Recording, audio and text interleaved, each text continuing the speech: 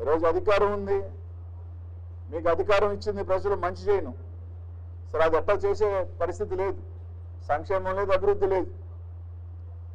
సరే ఇంక మేము ఏమైనా చేస్తాం, మేము ఇలాగే మాట్లాడితే కేసులు పెడతామంటే పర్లా, ఇంక 3 సంవత్సరాలు ఉంది, అధికారం ఉంది, రైట్, ఎన్ని కేసులు పెడతారో పెట్టుకోండి, ఎన్ని దాడులు చేస్తారో చేసుకోండి. మీరు ఎంత బంతిని గోడ కేసు కొడితే బలంగా వెనక్కి అలాగే వస్తుంది. 2029లో ఈ రాష్ట్ర ప్రజలు తీర్పిస్తారు.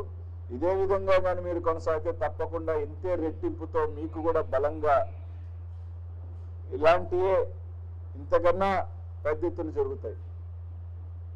మరి చంద్రబాబు నాయుడు గారు వయసు పెరిగిపోతా ఉంది, ఆయన కొడుకు ఇంక చెప్పనే అక్కర్లే,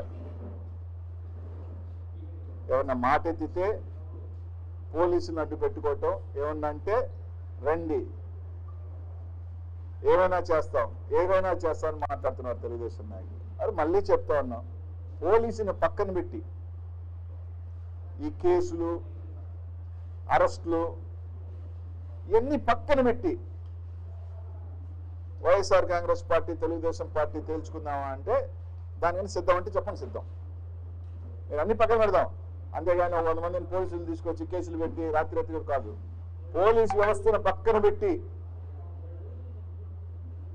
రండి, మీరిళ్ళ మీదక మా ఇళ్ళ మీదక ఎవరిళ్ళ మీదకైనా సిద్ధమే దేనికైనా.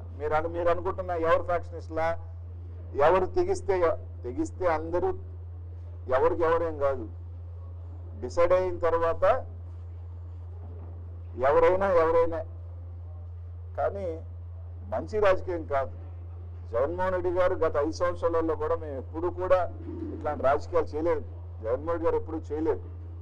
అది మంచి చెప్తున్నాం. ఇదే విధంగా కానీ కొనసాగితే దీనివల్ల ఎవరైనా భయపడిపోతాము, దీనివల్ల ఏదో మేమేదో తోకలు ముడిసిపోతాము, ఏదో వెనక్కి వెళ్ళిపోతామంటే అది జరగదు.